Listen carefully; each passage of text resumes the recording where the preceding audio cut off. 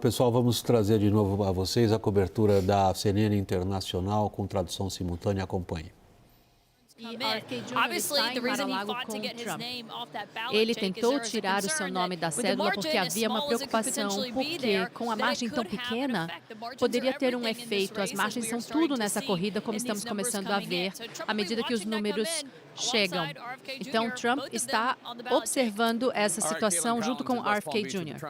Tudo bem, Caitlin Collins, em West Palm Beach com a campanha de Trump. Vamos agora para os resultados da campanha de boca de urna de 3 estados que nós estamos vendo. Que dados nós estamos vendo agora? Bom, com as urnas fechando nesses 3 estados, vamos olhar para a aprovação de Biden como a base desse ambiente nesses 3 estados. Já houve uma atualização, você vê em Arizona, 43%, um pouco acima da média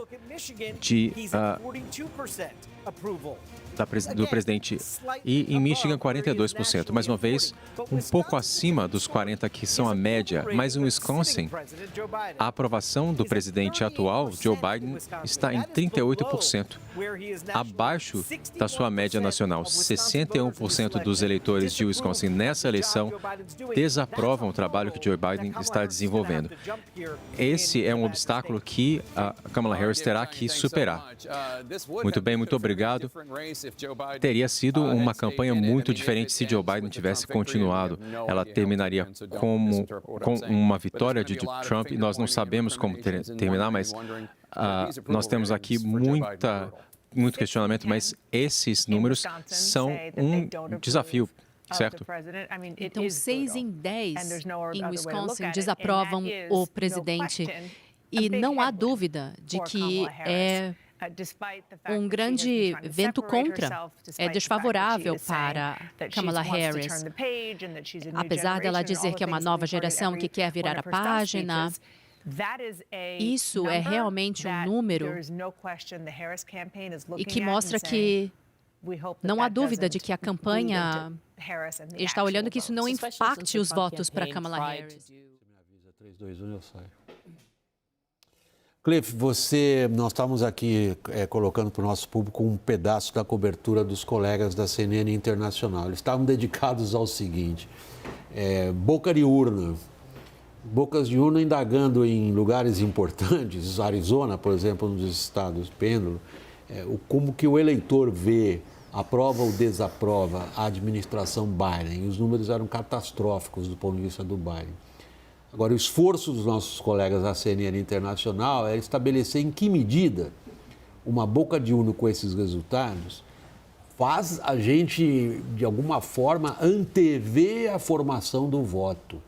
Ou esse é um esforço inútil? Esses números não são bons indicadores para Harris. Então, baseado em nossos modelos na Ipsos, agora estou falando sobre prevendo eleições de longe, não no dia D, mas um ano depois, de longe assim, um presidente com aprovação de 40% tem um pouco mais do que 50% de chance de ganhar a próxima eleição. Quando você pega, esse é um incumbent, mandatório, seria Biden. Quando você coloca Harris, um sucessor, assim, essa sucessor, sabe, numa aprovação de 40%, tem algo em torno de 10% de chance de ganhar. Obviamente, não é o único indicador de sucesso eleitoral, mas não é um sinal bom nesse momento para Harris. Eu acho que é assim que eu entendo. Você ia falar alguma coisa, Cris? Eu também adicionaria também, eu acho que o Cliff tem toda a razão que uma aprovação ao redor de 40 não é um bom sinal para um incumbente ganhar. Mas também o que chama atenção é comparar esses números de boca de urna com os dados de aprovação de Biden que estavam sendo publicados antes de hoje à noite. O que chamou atenção é que a aprovação do Biden em Wisconsin está menor do que você imaginaria. Se o Biden tem uma taxa mediana de aprovação de 40, entre 41 e 39, Wisconsin é um estado um pouco mais democrata. E outras pesquisas mostravam que o Biden era um pouco mais popular do que a média nacional lá. O que essa pesquisa mostra é que ele está abaixo da média nacional lá. Em contrapartida, a Arizona surpreende do lado oposto, que a aprovação do Biden está em 43, um pouquinho acima da média nacional. Um estado que ele virou, é um estado onde o Trump deveria estar mais forte. Mas o Wisconsin acho que preocupa um pouco mais os democratas do que o Arizona preocupa os republicanos.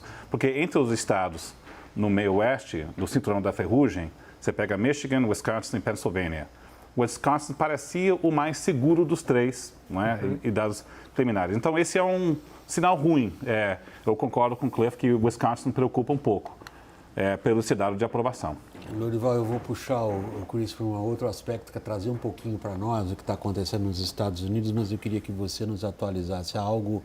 Parece que as tendências continuam mais ou menos as mesmas, pelo que eu fui acompanhando aqui. Eu estou com um olho no peixe, outro no gato, né?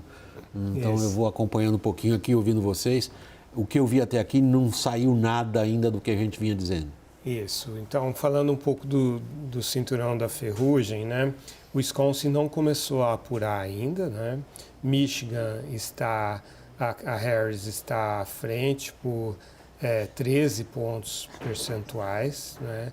Era esperado que ela era, assim, dentro da margem de erro, ela estava acima do Trump no Michigan, né? Pensilvânia, na média das pesquisas da CNN, eles estavam rigorosamente empatados. Por enquanto, apenas 13%. E, Pensilvânia, você falou que ia apurar mais rápido, né? Não tem grandes centros, não sei por que não apura mais rápido, mas enfim. A matar a gente. Estou precisando de canja de galinha. A Harris está com mais do dobro, né, da votação em relação ao Trump, mas são só 13% e tal. E de resto, sim, continua as coisas como estavam. Chris, a Eurasia trouxe hoje uma ligação entre a eleição americana e o programa, estou pondo um nome meio ambicioso, e as propostas de cortes de gastos do governo Lula. Vocês estabeleceram uma relação entre esses dois acontecimentos políticos no seguinte sentido: dependendo do resultado dessa eleição, os cortes que o Lula fizer não vão servir para muita coisa. Eu acho que vai nessa linha, mas talvez não carregando tanto nas tintas. Ah, né? Mas aí eu sou fazedor de manchete.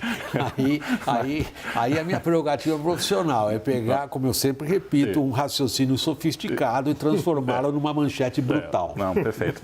Mas eu acho que o ponto que a gente estava querendo chamar a atenção para os nossos clientes hoje é, se a gente pensa as principais repercussões econômicas de uma possível vitória Trump, é um governo que vai fazer medidas de protecionismo comercial, medidas anti-imigratórias, que tendem a gerar mais inflação nos Estados Unidos e fortalecer o dólar.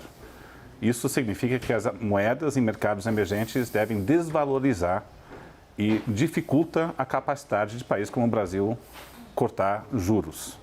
Para um país como o Brasil, que tem vulnerabilidades macroeconômicas, onde o câmbio já está se depreciando, dada a incerteza fiscal, a vitória do Trump pode colocar mais pressão ainda sobre o câmbio. Então, isso significa que a barra para o governo tentar reancorar expectativas e trazer o dólar para baixo com confiança no lado fiscal fica mais elevado. Então, eu escuto muito de membros do governo ou dos partidos trabalhadores preocupados com a relação bilateral com o Trump, né, do lado ideológico, político e diplomático. O jogo não está aí. A grande preocupação que o Palácio Planalto deveria ter é os efeitos financeiros de uma vitória Trump, que dificulta a vida da política econômica e, portanto, a capacidade de ter juros mais baixos lá na frente. Então, a gente tem que olhar a combinação do dever de casa fiscal com o cenário externo e ver a interação dos dois. Eu acompanho muito o trabalho de vocês, claro, somos parceiros, inclusive, como eu disse no começo no nosso WW. Agora, vocês estão dando 55% de chances que o Lula basicamente empurre as coisas com a barriga. Com um corte de 35, cálculo de vocês, assumem que pode ser um cálculo entre 35 e 50 bilhões de cortes, que não alteraria basicamente a situação atual dele, que é de preocupação do agente econômico com a política fiscal. Acho que para ele manter o equilíbrio atual, ele tem que entregar algo, não estrutural, mas fazer um corte de quase 40 bilhões de reais para esse governo é algo relevante. Então, mas isso é o mínimo que ele tem que fazer para evitar uma desancoragem maior no câmbio que dificulta a vida do governo. Então, a nossa aposta é que eles fazem esse mínimo suficiente para evitar essa desancoragem. Mas eu digo o seguinte, se a Kamala ganhar, né, isso significa que o impacto financeiro de câmbio pode ser maior e melhor. Se o Trump ganhar, o impacto no dólar e assim por diante não será tão grande. Esse é o desafio que o governo vive hoje. O protecionismo do Trump poderia favorecer o Brasil se a China reage à elevação das tarifas, mas a Harris também tem a tendência a elevar, né? Isso é uma pergunta muito boa, particularmente olhando o setor agro, porque no primeiro mandato o Trump colocou medidas protecionistas contra a China e a China retaliou taxando a importação de produtos agro-americanos e o Brasil entrou como um insumo substituto. O problema é que o soja brasileiro já está ocupando um espaço no mercado chinês muito maior do que 8 anos atrás. Então, esse poder de substituição é menor dessa vez do que era no primeiro mandato do Trump. Então, o ganho relativo talvez não seja tão grande. E os chineses talvez não coloquem medidas retaliatórias sobre produtos agrícolas americanos. Então, esse ganho, a nossa aposta é que não vai ser tão grande se acontecer. Cliff, você notou, nós tivemos um momento, como se diria nos Estados Unidos, parochial. Nós tivemos um momento aqui da nossa paróquia brasileira. Para nós, na nossa conversa política aqui, é fundamental entender como é que o governo nosso vai tratar das contas públicas, e o Chris trouxe essa perspectiva vinda de fora. Agora nós estamos indo para os minutinhos finais da nossa transmissão aqui no WW. Cliff, pelo andar da carruagem da contagem dos votos, você espera ainda nesta madrugada alguma, digamos, clareza, deixa eu usar essa palavra assim, sobre a tendência dessa eleição, ou mais canja de galinha para nós? Fica tranquilo, aguarde, essa madrugada não vai dizer muita coisa. Para falar a verdade, não sei. Mas imagino que vai levar pelo menos até amanhã para ter mais clareza. Mas há alguns indícios de uma noite que é um pouco mais favorável para Trump do que Harris.